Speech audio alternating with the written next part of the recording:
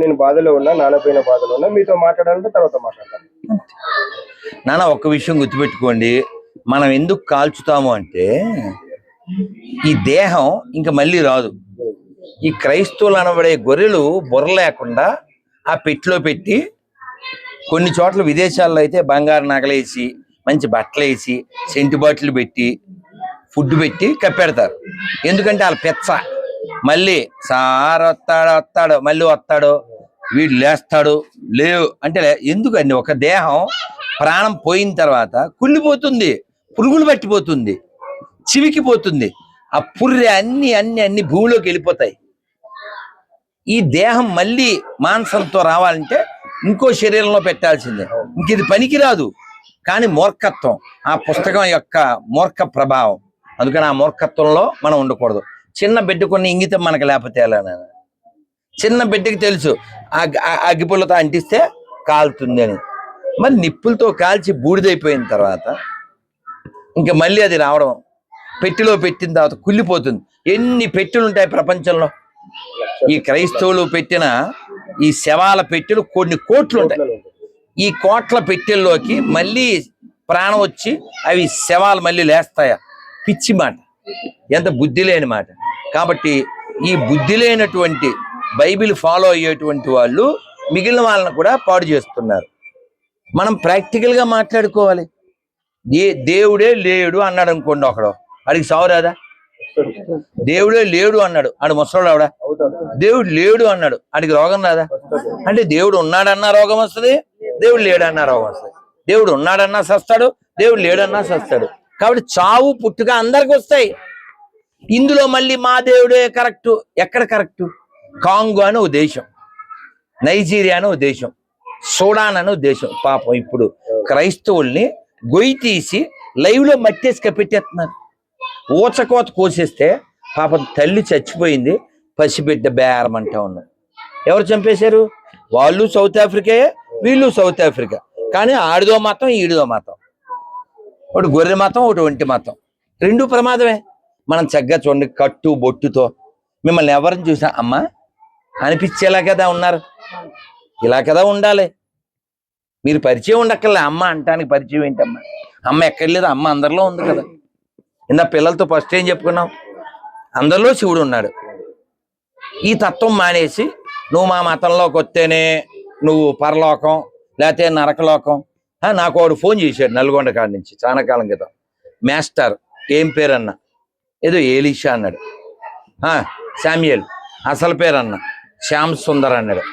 మరి నువ్వు ఈ మతంలోకి వచ్చేసరికి మీ నాన్న ఉన్నాడా అన్న. అంటే మా నాన్న అప్పటికి పోయాడు అన్నాడు. మరి మీ మతం ప్రకారంగా ఇప్పుడు మీ నాన్న ఎక్కడ ఉంటాడన్న? నరకంలో అన్నాడు.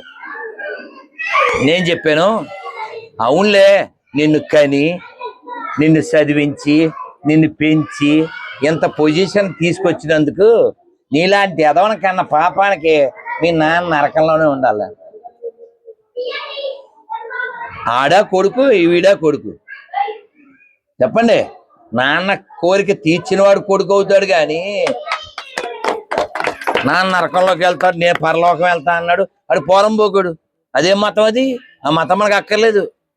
అరే ఇంత మట్టి ముద్ద ఎట్టుకుని, ఇంత పసుపు ముద్ద ఎట్టుకుని, పూలన్నీ ఇలా చుట్టుకుని, శ్రీలక్ష్మిని మహిమలో గౌరమ్మ చిత్రమై తోచునమ్మ, గౌరమ్మ చిత్రమై తోచునమ్మ, అలా బతుకమ్మ ఆడుకుంటాం. ఆ మట్టిలో గౌరమ్మని చూస్తాం, ఆ పసుపు ముద్దలో గౌరమ్మని చూస్తాం. అది కదా జీవితం. అందరిలో దేవుడు ఉన్నాడనేది మతం. కానీ మా మతాన్ని నమ్మకపోతే అందరినీ నరకాన్ని పంపుతామనే మతం ఎందుకది? కాబట్టి మనం జాగ్రత్తగా ఉండాలి. నువ్వు దేవుడిని నమ్మినా సస్తావు, నమ్మపోయినా సస్తావు.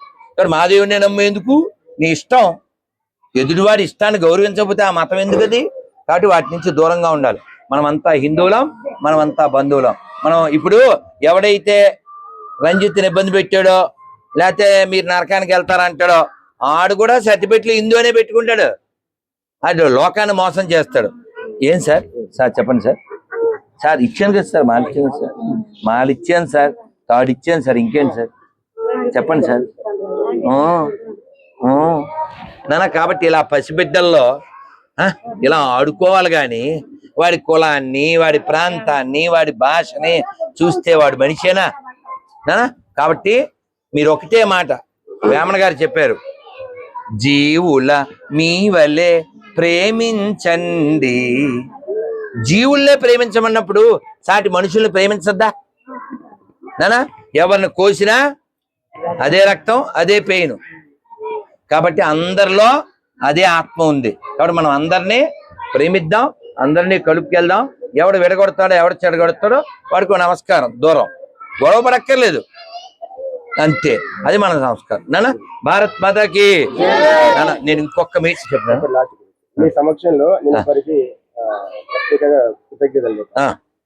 అంటే మన వారికి ఒకటి మొదటగా నా భార్యకి వీడియోలు చేసేటప్పుడు నేను వీడియోలు చేసి వచ్చేటప్పటి గురించి నేను కొంచెం ధర్మ కార్యక్రమాలు చేసేటప్పటికి చుట్టుపక్కల ఉన్న వాళ్ళందరూ వాళ్ళే, కొద్దిమంది, అతి తక్కువ మందిలో నా పెళ్ళైన కొద్దిగా.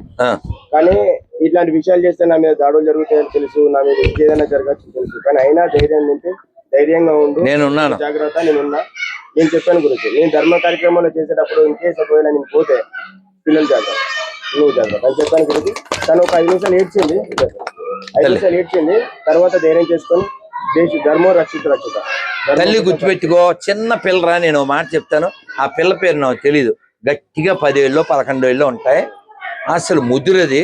వాళ్ళ నాన్నతో కూర్చుని, హిందీ అమ్మాయి, ఈ వీడియోలు వస్తుంటాయి. ఆ పిల్ల జాతనాన్ని ఎరిగిపోద్ది. ఆ పిల్ల ఇలా ఇలా కబుర్లు చెప్తూ, ఆ బీరువా సర్దుతూ, కొంతమంది మీరెంత నేరుగా మాట్లాడుతున్నారు, మీ జీవితానికి ఆటంకం రావచ్చేమో అని అంటున్నారు. ఈ ప్రశ్న నాకు చెప్పినప్పుడు నా సమాధానం ఇదే, మనందరికీ దేవుడు ఇన్ని శ్వాసలని ఇస్తాడు, అది అయ్యే వరకు నేను ఉంటాను. చిన్నపిల్ల, 11 ఏళ్ల పిల్ల, దాన్ని చూసి ధైర్యం వచ్చి. కాబట్టి మనం అందరం ఎన్ని రోజులు ఉండాలో భూమి మీద అన్ని రోజులు ఉంటాం, ఉన్నన్ని రోజులు సక్రమంగా ఉందాం. మనం మోసం చేసినా, అబద్ధం ఆడినా ఎక్కువ కాలం ఏం బతకం, ఖచ్చితంగా పోవాలి.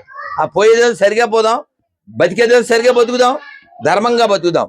ధర్మో రక్షతి రక్షిత. ధర్మాన్ని పట్టుకున్నవాడు వెంటనే బాగుపడకపోవచ్చు, వెంటనే సుఖపడకపోవచ్చు. రాముడు ధర్మాన్ని పట్టుకున్నాడు, 14 ఏళ్ళు అడవికి వెళ్ళాడు, నష్టపోలేదు. ఇప్పటికీ మనం జై శ్రీరామ్ ఆయన గుర్తుపెట్టుకుంటున్నాం. కాబట్టి వెంటనే సుఖపడి, ఇప్పుడు మన దేశాన్ని బ్రిటిష్ వేదవలో కొన్ని కోట్ల మంది భారతీయుల్ని చంపేశారు. మీరు కావాలంటే కొట్టండి నెట్లో, ఫెమిన్, ఆర్టిఫిషియల్ ఫెమిన్ అంటే కరువు. 50 బస్తాలు పండితే 49 బస్తాలు ఎత్తిపోయారు. ఎవరు బతుకుతారు ఇక్కడ? కేవలం మన దేశంలో 1943లో 3 కోట్ల మంది భారతీయుల్ని చంపేశారు, తిండి లేకుండా చేసి. తర్వాత స్వతంత్రానికి పోరాడినటువంటి 6 లక్షల మందిని ఉరిదీశారు. అటువంటి వాడి మతం మనకు అవసరమా? ఈ దేశాన్ని మొక్కలు చేసిన మతం మనకు అవసరమా? అర్థమైందా?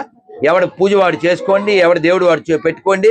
పసుపు కుంకుమ దీపం, మనది దీపం మతం, వాళ్ళది పాపం మతం. మీరు చెప్పండి, దీపం కావాలా పాపం కావాలా? హ్యాపీ కావాలా బీపీ కావాలా? జయం కావాలా భయం కావాలా? దైవా కాదనా, జయమా భయమా? గుర్రం కావాలా గాడిద కావాలా? నంది కావాలా పంది కావాలా? రాత కావాలా బాధ కావాలా? గంగ కావాలా దొంగ కావాలా? గీత కావాలా వాత కావాలా? దత్త కావాలా చెత్త కావాలా? ఎనర్జీ కావాలా ఎలర్జీ కావాలా? మద్యం కావాలా మద్యం కావాలా? మద్యం బ్యాచ్ వెళ్ళిపోయింది అక్కడ. అదేందా లాస్ట్ శ్లోకం కావాలా శోకం కావాలా? అయితే చెప్పండి, నమస్కారం పెట్టండి. ఆపదామపహర్తారం ధాతారం సర్వసంపదా లోకాభిరామం శ్రీరామం భూయో భూయో నమామ్యహం. హరే కృష్ణ హరే కృష్ణ కృష్ణ కృష్ణ హరే హరే, హరే రామ హరే రామ రామ రామ హరే హరే. జై శ్రీరామ్. నాన్న, ఈ భారతదేశం హిందువులు మెజార్టీగా ఉన్నంతసేపే ప్రశాంతంగా ఉంటది. ఈ మాట నేను చెప్పలే, కేకే మహమ్మద్ గారు చెప్పారు. అదవుతుందా? ఒక్కసారి మనం తక్కువైన తర్వాత ఇంకా ఎక్కువ తక్కువలు ఉండవు, వాళ్ళ యొక్క నిజ స్వరూపం బయటకు వస్తుంది. కాబట్టి మనం అందరం ఐక్యంగా ఉందాం, బలంగా ఉందాం, ధర్మం వైపు ఉందాం. ఈ భూమి మీద ఉన్న కొన్నాళ్ళలో మనం ఏం చేస్తే అది దైవం మెచ్చుతాడో ఆ పని మనం చేద్దాం. నాయనా ఇంకొక మీటింగ్ ఉంది, అల్లరి చేయకూడదు. వెళ్ళు తల్లి. ఇగో ఇది కొంచెమే ఉందిరా, ఇది బృందావన ప్రసాదం. చెప్పరా అందరు రాయి, కొంచెం అందరు రాసి నాన్న అందరు బయలుదేరిన తల్లి. అక్కడ ఇంకో